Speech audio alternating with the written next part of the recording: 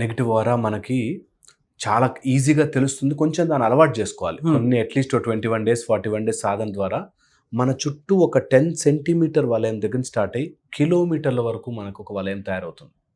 Okay, నిజంగా కూడా పెద్ద పెద్ద మీరు ఋషులని మునులని స్వామిల్ని ఫాలో అయితే వాళ్ళ ఆరా ఇస్ బిగ్, అంత స్ట్రాంగ్ ఉంటుంది.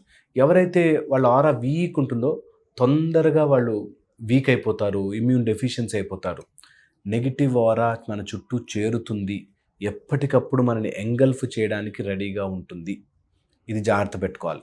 సో నెగిటివ్ ఆరా ఉంది అనేది 3 లేయర్స్గా డివైడ్ చేసుకుంటాం మనం. ఫిజికల్ గాను, ఓకే, తర్వాత సైకిక్ గాను, తర్వాత ఎథీరియల్ అంటాం.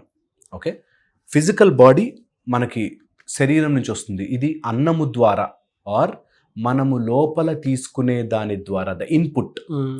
ఇది ఫిజికల్ బాడీ. అన్నము, నీరు, మన లోపల ఉండే అగ్ని, ఇవి ఎలా నడుస్తున్నాయి దాన్ని బట్టి ఎంటైర్ థింగ్ ప్రాసెస్ ఉంటుంది.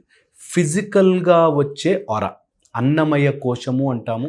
ఆర్ అన్నము ద్వారా, అన్నము అంటే any food what we eat, అది ఎలా ఉంటుంది ఉన్నప్పుడు ఎప్పుడు మనది ఇదంతా పంచభౌతిక శరీరం కాబట్టి 5, okay, earth, fire, water, air and space, వీటితోనే ఉంటుంది. ఈ స్పేస్ అనేది that interstitial tissue is universal consciousness, అంత స్పేస్ అనమాట అది.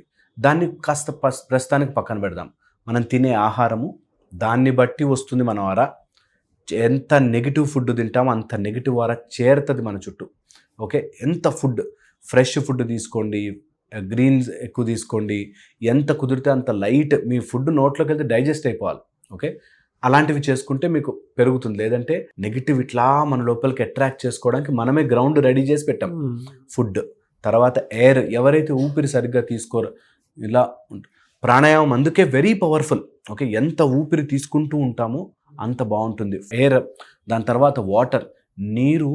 మనకి ఋషులు మునులు నీళ్ళు క్యారీ చేసేవారు జస్ట్ టు శాపం పెట్టడానికి. నువ్వు కుక్కగా మారిపోవడం మారిపోవచ్చు, అంత పవర్ ఉంటుంది వాటర్లో.